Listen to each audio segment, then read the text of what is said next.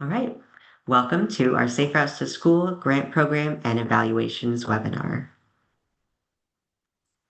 This webinar has been made possible by Federal Transportation Alternatives Program funds administered by the Michigan Department of Transportation in collaboration with the Michigan Fitness Foundation. The Michigan Fitness Foundation is a nonprofit organization located in East Lansing and has been involved with Michigan's Safe Routes to School program since its inception in 2003 with the Safe Routes to School pilot. The Michigan Fitness Foundation administers the Safe Routes to School program on behalf of MDOT by providing training and technical assistance to all schools and communities participating in Safe Routes to School. So today in this webinar, we're going to provide you with some information on program and coordinator responsibilities and resources, eligible and ineligible encouragement items, evaluation such as student travel mode counts and participation logs and summaries, as well as mini grant closeout evaluation, and a little bit about mini grant versus major grant considerations. So some of you guys are here because you have a mini grant award, and some of you are here to do the non-infrastructure portion of your major grant award. So there's a few differences between those. So just to go into a little bit of those differences, um, the mini grant is a programming only grant with awards of 15,000 per school or 120,000 per district. And we have a single RFP call for mini grants announced at the beginning of each year. Major grant, on the other hand, look at both non-infrastructure and infrastructure with a typical award size of 300,000 per school for infrastructure, and then the same 15,000 per school for non-infrastructure as the mini grant. And the major grant has 3 grant application cycles throughout the year. And the key applicant is going to be the road authority, but for the mini grant, the fiduciary will be usually the school or a nonprofit. So if you are unfamiliar with, if you're awarded one of the grants and are unfamiliar with the other grants, that's just a little background on those. And we'll get more into the nitty gritty of what that really means later on in the webinar. So, program coordinator responsibilities. Every Safe Routes to School program needs to have a designated coordinator. This could be a staff person or it could be a volunteer. And this individual has a series of responsibilities that are crucial to the implementation of the components outlined in the program and in the progress reports. So this person will be in charge of championing and facilitating Safe Routes to School activities. That individual will be a local champion that rallies support for the activities related to the grant. They'll be an important actor when communicating objectives, information, and events to parents, faculty, and the community at large. They will implement and complete reports, ensuring that the program components are implemented throughout the school year, accompanied by completed progress reports. Completed progress reports will be included with all invoices that need to be processed by the program fiduciary. They'll also conduct outreach. Integration of outreach and engagement is critical to making sure that all perspectives are considered when implementing programs. This will also expand much needed support to sustain activities in the future. They will complete evaluation measures. Evaluation data will need to be collected and completed throughout the grant. This helps convey the program's reach and effectiveness and helps inform Safe Routes to School best practices. You'll learn more about these evaluation measures today. And finally, the program coordinator will be responsible for following fiduciary guidelines. They're expected to work closely with their fiduciary to manage the financial aspects of the grant.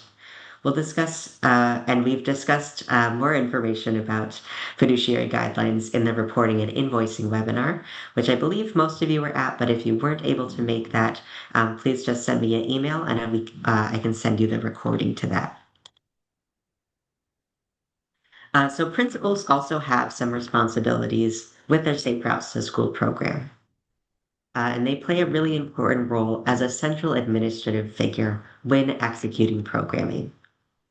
So the principal responsibilities are to support the Safe Routes to School program and goals. So the principal should be aware of the program goals and be able to communicate their importance to the school staff and community. They should also provide permission to engage the staff and students in Safe Routes to School activities. The principal will often need to provide permission to engage staff and students in these activities. This also establishes a culture of accountability that can address possible parental concerns regarding the program. For example, we have a few districts that work very closely with the main offices of their school when organizing their walking school buses, so principal support for this can be important to set up processes for successful programs. Principals should also support distribution of materials and end of grant surveys, which we'll talk about later today. It will be important for them to support any distribution of those materials. And finally, delegate leadership roles. This will also need to be determined by the principal to direct activities successfully. Turnover in personnel can potentially disrupt program components, and a responsive principal that can quickly reassign positions makes for a more resilient program. So, there are a set of priorities that your program should focus on. Um, Education, encouragement, and engagement are key tenets in any Safe Routes to School program. So, education, students should be educated in tandem with Safe Routes to School activities that engage them in active transportation. They should be made aware of pedestrian and biking conditions as it relates to their local environment. Encouragement, by encouraging students to be active with low cost incentive items or friendly school wide competitions, coordinators should make sure that programming is enjoyable and beneficial to the school population. And engagement. This involves listening to students, families, teachers, school leaders, municipal staff, community organizations, and neighborhood residents to build intentional, ongoing engagement opportunities into the program structure. This applies holistically and could include engaging drivers and how their behavior impacts walkers and bikers, or integrating feedback to make progress changes to your program. All of these objectives are intended to ultimately improve the number of students and the frequency of active transportation to and from school. And then programs should also work with their fiduciary. The coordinator should be able to collaborate to think of effective methods and have access to resources provided by the grant. So all of you have already thought about this. You've already have your programs in line, but we'll just give you a little example of a program that could take place for Safe Routes to School. So, an example of a complete program includes a recognized coordinator and a series of components. Not all of them may be covered by the grant, and it's optimal to include some no cost activities or items into your programming to promote sustainability. Program coordinator should be hired at the beginning of the school year to plan and implement any programs focusing on education, encouragement, and engagement. That is, if it is a paid staff position. And the program coordinator is a year round position that oversees all activities that are part of the grant. And a few program components that can be implemented are an incentive or token system or punch card system, which encourages walking or biking by tracking trips or distance students walk or roll to and from school. And then students receive incentives based on how many miles they walk. A walking school bus, which is a program that involves children walking to school along designated routes with designated meeting points, a timetable, and a regularly rotated schedule of trained volunteers or staff as the walking school bus leaders. A bike and pedestrian rodeo, which is a skills event which provides an opportunity for students to practice and develop skills that will help them to become better bicyclists or pedestrians and avoid typical crashes. Classroom education. Classroom education could take place with physical education teachers or other faculty and can be supplemented through their lesson plans with National Highway Transportation Safety Association curriculum. It's also constructive to reach out to local cycling clubs, police departments, or other community champions to see if they're willing to offer their knowledge when implementing this ongoing instruction time. Now, this is one of these things where it may not be able to be part or reimbursed under the grant, just because staff under contract cannot be reimbursed for activities during their contracted working hours. But materials used for these activities and speaker fees for experts can be reimbursed. And then finally, our last example is a movable bike rack positioned for easy entry and exit to the school and access to the bike routes to school.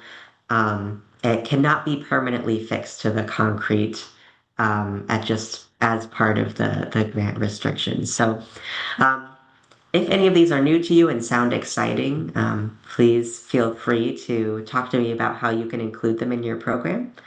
But most of you should be familiar with these, just giving you a few more ideas.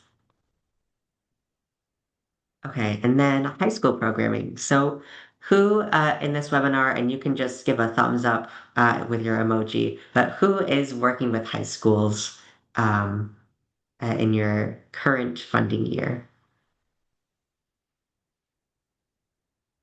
Awesome, thumbs up. Thanks.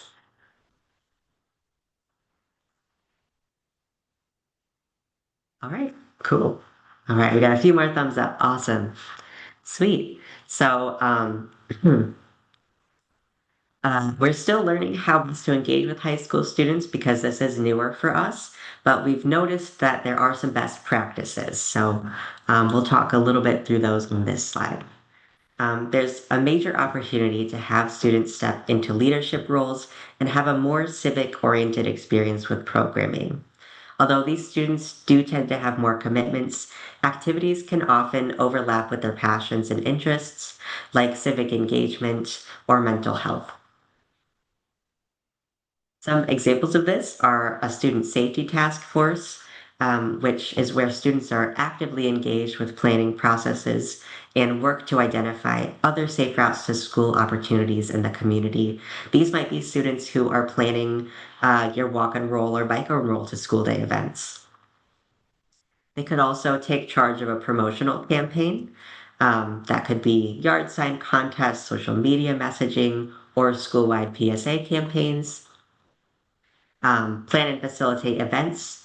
Students can take the lead on putting on regularly occurring events or education initiatives. So, any education events that you guys are putting on, high school students could help with the planning. And it's also good to find overlap and incorporate programming into other student commitments. So, working with existing student groups or clubs to see if Safe Routes to School programming could be folded into their mission.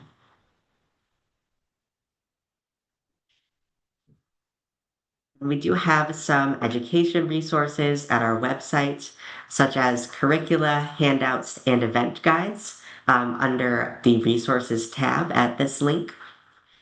You can also find bilingual and personal safety resources at that link as well.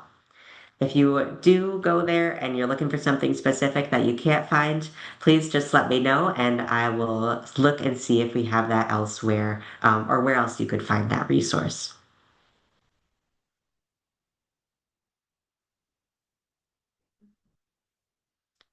All right, as most of you know, Walk and Roll the School Day is coming up next week on the 8th. So we also promote the Walk and Roll the School Day and Bike and Roll the School Days, and we definitely encourage you guys to incorporate these events in your programming. While many grant funds and non-infrastructure major grant funds cannot be used specifically to support Bike and Roll to School Day or Walk and Roll to School Day as one-off events, we do offer other free resources on our website. Um, and to folks that registered within a certain amount of time, we also sent stickers. If the day does coincide with your regularly occurring walking activities, such as walking Wednesday or a walking school bus, it is okay to use these funds as you would typically do so to implement that program component or activity on Walk and Roll to School Day. So if you're looking for some more resources, there are resources to help you jumpstart your walking school bus, bike train, remote drop off, or for just planning an overall walk and roll to school day event. So our website has several resources for organizing these, which are really great for getting people involved in walk and roll to school day.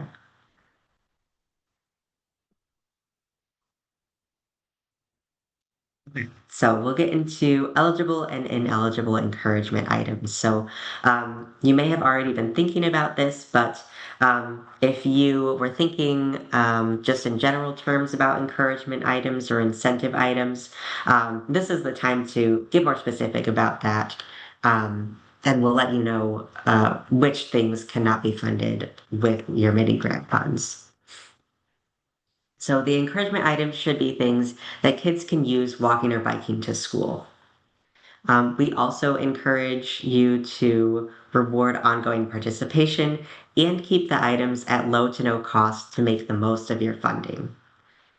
So some no cost options could be extra credit, recess time, acknowledgments of students in announcements or emails, or a posted leaderboard if you have a competition element to your program. And if you're unsure if something's eligible, please don't hesitate to contact me and I will let you know. We also do, if you want to think of something creative and it's something that's not on our list of eligible or ineligible, definitely please let us know. We're always happy to hear creative ideas and see if that could be eligible. So here's a list of common eligible encouragement items, but it's certainly not a complete list. The bolded items are items that we're most commonly asked about. So the t-shirts and winter items. Um, and while this list might seem limiting, there are ways to make these items cool for your students. So, for example, Portland schools made an icon of their mascot, which is a cardinal, riding on a bike, and they put that on their t-shirts, and their stickers, and their other promotional items, which was a really cool way to customize them for their students. And I do want to highlight for the t-shirts, um, the t-shirt should be only purchased for students participating in programming and not for the entire school population.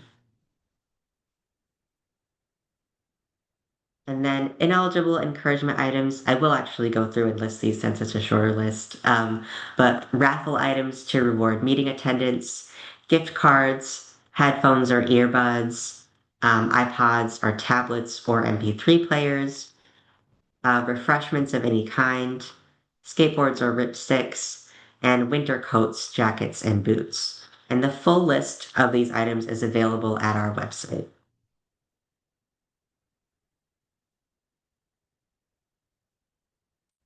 All right, and then for logos and communication, if you'd like to use our logos on any of your flyers or any communications, a media kit is available for download at our website, which includes a student photo release form, the Safe Routes to School logo, and the Michigan Fitness Foundation logo. There are some guidelines for communication. Please give credit to funding sources for media and events using that funding. And if you're planning to work with news media or other statewide audiences, please be sure to talk with us before doing so, um, as well as any external media meant for a larger audience than your school, featuring the Safe Routes to School, Michigan Fitness Foundation, or MDOT logos, does need to be approved by all of the organizations involved in having their logos on that. On the other hand, everyday communication with communities and partners, such as an email to your school audience or a group, a social media parents group, or handouts that go home with students, do not need prior approval for use of logos. And please tag our platforms in your social media if you have any pictures. We would love to share them. And I will pass it on to Colleen to take over for evaluation. Yeah, so on the evaluation side, some of these are already kind of highlighted at the very top with objectives, but we're going to talk about progress reports, including participant tracking, and then the more specific eval based on whether you're a mini grant recipient or a major grant recipient. And ideally, this visual can be hopefully helpful for you. Thank you, Erin, for progressing the slide in thinking about the timing of when these things occur. So there is some in terms of documentation of we are documenting all the people who are in attendance of this, but there's also some forms to fill out if you're watching it on a video afterwards to make sure that we have each fiduciary someone represented attending each training. And then from there, on a monthly or quarterly basis, there's the submittal of progress reports, participant summaries, and invoicing, kind of consistent throughout the program. And then once, generally more ideally towards the end of programming, there's various evaluation that's going to be different, but once again, depending on the grant type. And on the mini grant, a specific one that really is encompassing at the very end. Next slide. So, starting with progress reports, program coordinators are required to submit a progress report with each invoice they submit. And once again, this can be done based on the choice of the larger fiduciary to do it on a quarterly or monthly basis. But they need to send to MFF, Michigan Fitness Foundation, um, a progress report, even if an invoice is not being submitted during that period. So the form that you can kind of see a starting picture of a top of a form here is pre-laid out with the various program component columns that are really indicative of what you put in your application and what we kind of built the contract out. So in the description column, you'll write a few sentences based on the progress made at the time of the invoice submittal or the progress report submittal. And then you'll provide copies of documentation that support that progress during that period. So once again, kind of thinking about sharing on social media, as mentioned before, could be kind of something that is included here with photos. You could also have other additional items like sign-in sheets, lesson plans that are kind of showing the progress being made through that individual program component. Next slide. And so beyond the program components, which are kind of the key larger top section of the document, you'll find at the bottom a portion to really think about success stories, questions, comments. What are you struggling with? So we want to hear the range and the gambit of what's going on with your program. So you may only realize that something is as you're reflecting, been a challenge when you're filling out the form. So we want you to take, that monthly or quarterly time to reflect on how the program is going. And so that we also can realize maybe some of the challenges you're facing and be able to connect with your programs if we're able to provide any additional support to help address those, but also so we can hear those success stories and ideally amplify them and use them as examples to help other communities find similar success in their programs. Next slide. So here's an example of a filled out progress report. So this is, of course, going to look a little bit different than what yours do, but it contains some general details about how the listed program components are proceeding with the results, success, challenges, or steps taken to achieve that larger program component goal. So even if you don't complete any activities, please include the steps you've taken to complete them. So, maybe you have a incentive program as part of your walking school bus and you purchase t-shirts. Ideally we'll see that reflected in the invoice as well. That would be attached with the t-shirts being purchased during that time. But that's a step towards obviously having that frequent walker walking school bus incentive program being implemented and getting towards completion. Next slide. So some of you might be familiar with the participant log forms, and actually with a show of hands or a thumbs up about how many people in the room have been prior recipients via a major grant or a mini grant, just so we can kind of gauge. And everybody else then also can know who are veterans in programming here um, in the webinar. But, if you are familiar with this form, it's set up with the most relevant pardon me. So this is set up and is most relevant for walking school buses or bike trains as just a tracking log. It has space to kind of identify whether it's a AM, PM. So if you're doing, that to school versus back home. And it's available really truly as a hard copy. So it can be written down and captured in the moment.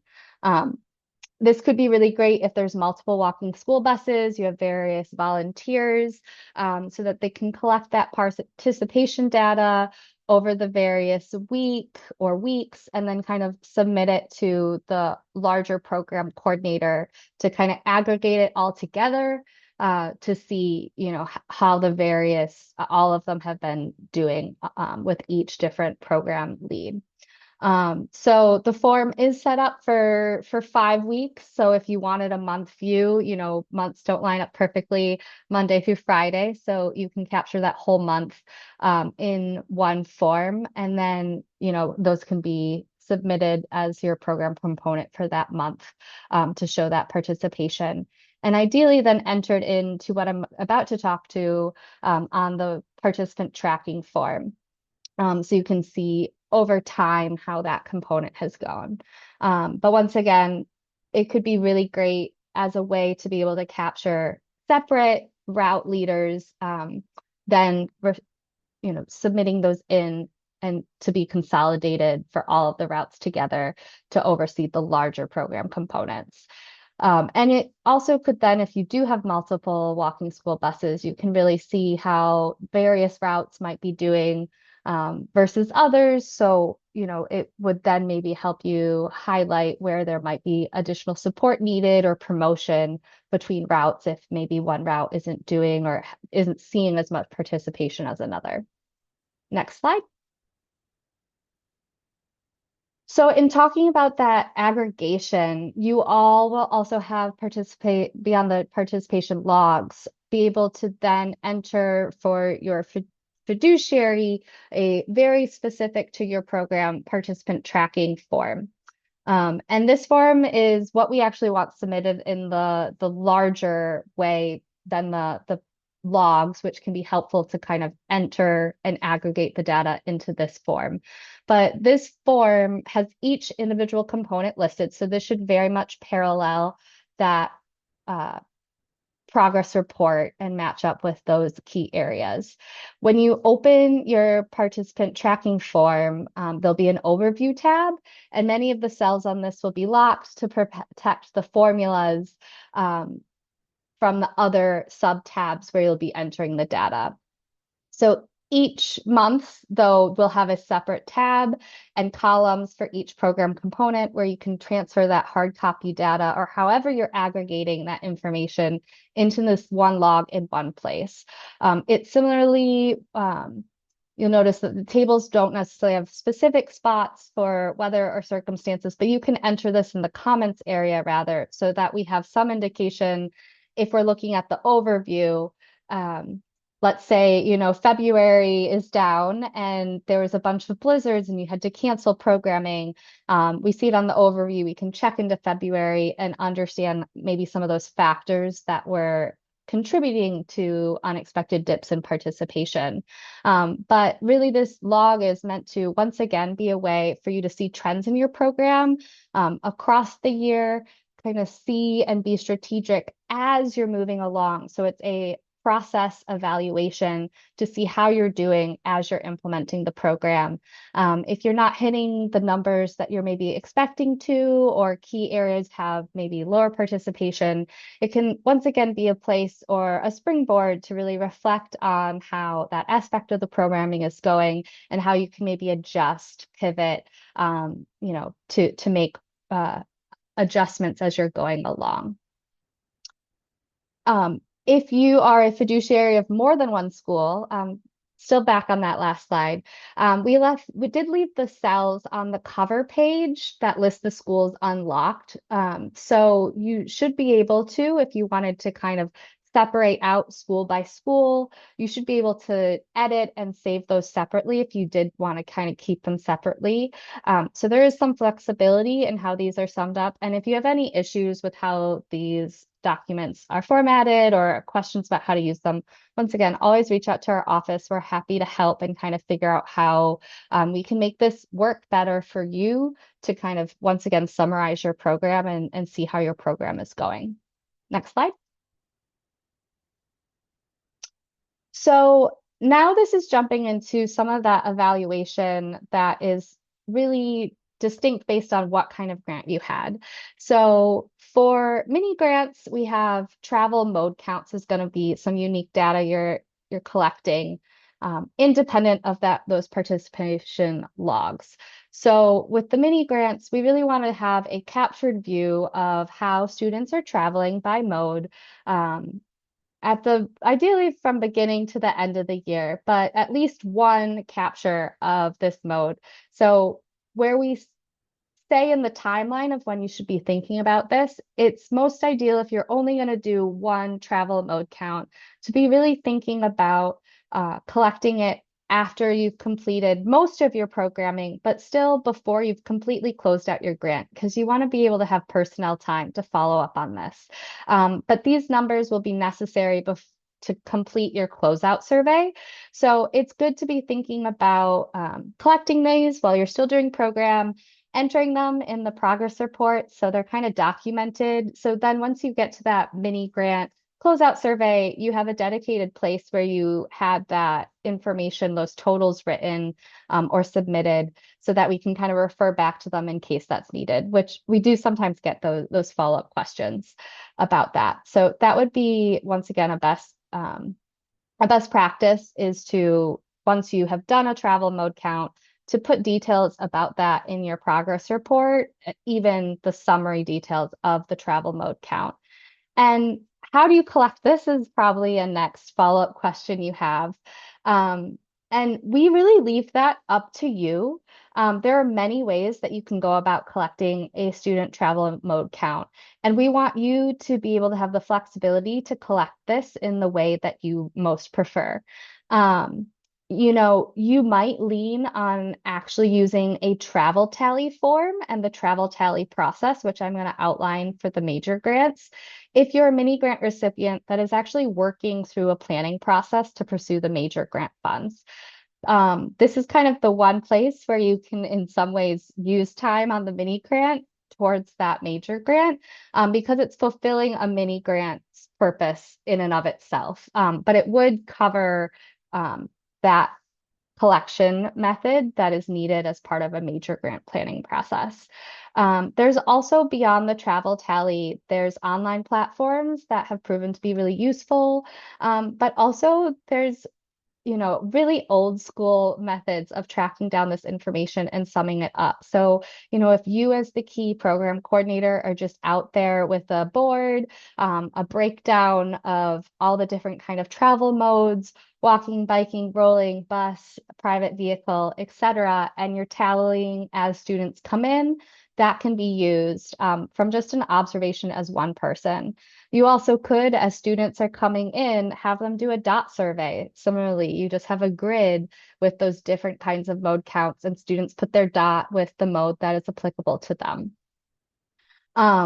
Also, a thing to think about is when you're doing programming, if you're going to do and try and do a mode count for the whole school versus just a sampling. One thing, if you're thinking about just doing a sampling versus the whole school, ideally you want to reach at least 75 students so that it's a large enough sample to hopefully be more representative. If you have a really large school, let's say you're over 500 students, you want to aim for a sampling of 15%. But if you're under 500, at least 75. And we have details about this we can share with you once you get to this point. So when you're really ready to collect these, we can share those resources at that point in time.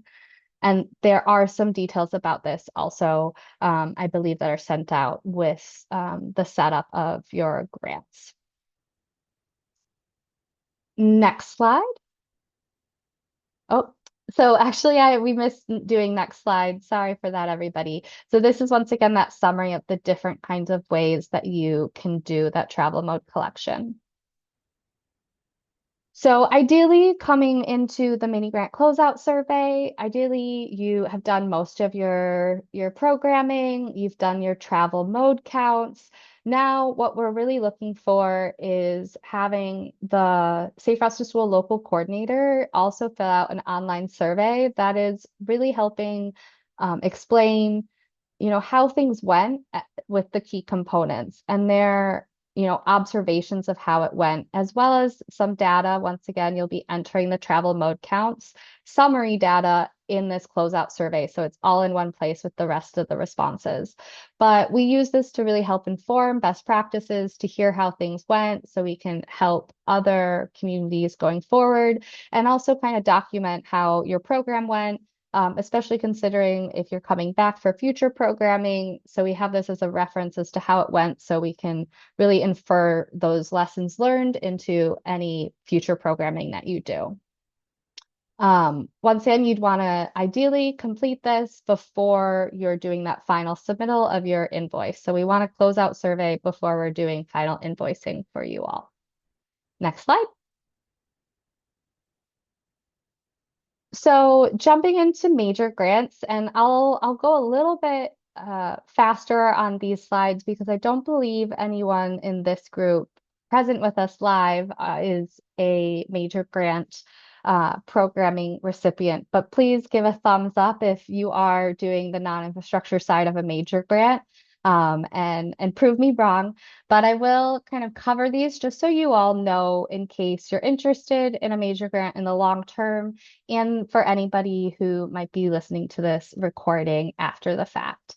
So with the major grant evaluation, we really do effectively a post-test evaluation of the three key tools that we do as part of the major grant planning process. And I'm going to go over each of these now. Next slide. The first one I'm going to go over is the travel tallies. So as mentioned, you can use the travel tally process as a mini grant recipient to fulfill your travel mode count. It does take more time and is a little bit more intensive, but really we're looking at trying to get all of the respective K through 12th grade classrooms to do a hand raised poll of how did you get to school this morning? How did you get home over 3 consecutive days? So we have a really clear picture of, once again, that mode choice. And we're looking for 3 days, ideally Tuesday through Thursday, because we have more variability on Mondays and Fridays. But so that we can get, once again, that picture of mode to see if our program has really made any changes on the needle in terms of how students are getting to school. Next slide. Once again, if you do have a mini grant and you're concurrently trying to pursue a major grant, I will just highlight that you should definitely do a travel tally as your method for the travel mode count requirement, because in this way, this is the one way that, because you're fulfilling a mini grant's core needs for evaluation, but it can also serve as some of that data collection and personnel time from the mini grant would then in a way support helping collect this, because really in no other way can you use our funds to pursue other funds of ours. But two birds with one stone in regards to mini grants and major grants. Next slide. Then the last two are effectively surveys, the first being to students, which go to third graders and above. We're looking for ideally a target goal of reaching 80% of students. And this is present students. We do account for the most recent absentee rates in your schools when we're thinking about that. But we also recognize that that's a really high bar, and we go for gold. But if you're not able as a community when you're doing both a major grant planning process or a major grant post survey to reach that 80%. We're at least then trying to push once again for comparable sample sizes that then can at least be ideally representative and informative of a good sample pool for the community and the schools. All of our surveys, generally, at least initially, are offered on SurveyMonkey. Through SurveyMonkey, they're available in multiple languages, and we do have hard copies that can be used upon request. Of course, with hard copies, there's that additional layer of data entry after the fact. But we can work depending if we have an intern, work with the community to do data entry and support that with a community if needed. Next slide. And then on the parent caregiver surveys, so unlike the student surveys that only go to third grade and above, these go to parents of all students. We have a lower kind of response rate goal of 20%.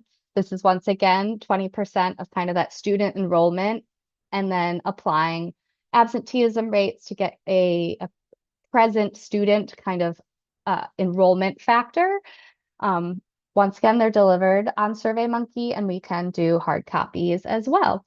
And I'm seeing some questions in the chat. I know they're being uh, answered in the chat, but I'll just vocalize them here. So the parent survey and the student survey are not required components of evaluation for a mini grant. Further, the travel tally isn't technically a required component of evaluation for mini grant recipients, though you can use a travel tally format to fulfill your travel mode count requirement. Um, Next slide. So, and this is really to wrap up, and we'll be stopping the recording shortly. But in general, get started early and start off strong, ideally with kind of identifying clear processes. Focus on, once again, that active transportation program components. Those are really the core and emphasis for our programming. Please report on everything that you do that utilizes the grant. And also, I really do encourage you to use that end section in the progress reports about what was really working, what isn't, so we can learn from you and share your learnings on with future mini grant recipients, as well as so we can hear from you and know if we need to kind of touch base with you about and provide additional supports for you. Work with the fiduciary to do, once again, kind of that collective invoicing alongside the progress reports. And with that start early, start strong, I already kind of emphasized, really think about a collection method that will work for you, setting it up so hopefully it becomes more of a default versus scrambling after the fact. And part of this is also, I would say, especially from the evaluation side, think about how you're going to do your eval early. So you kind of have that already bookmarked as to when you're going to do it in relationship to your larger programming.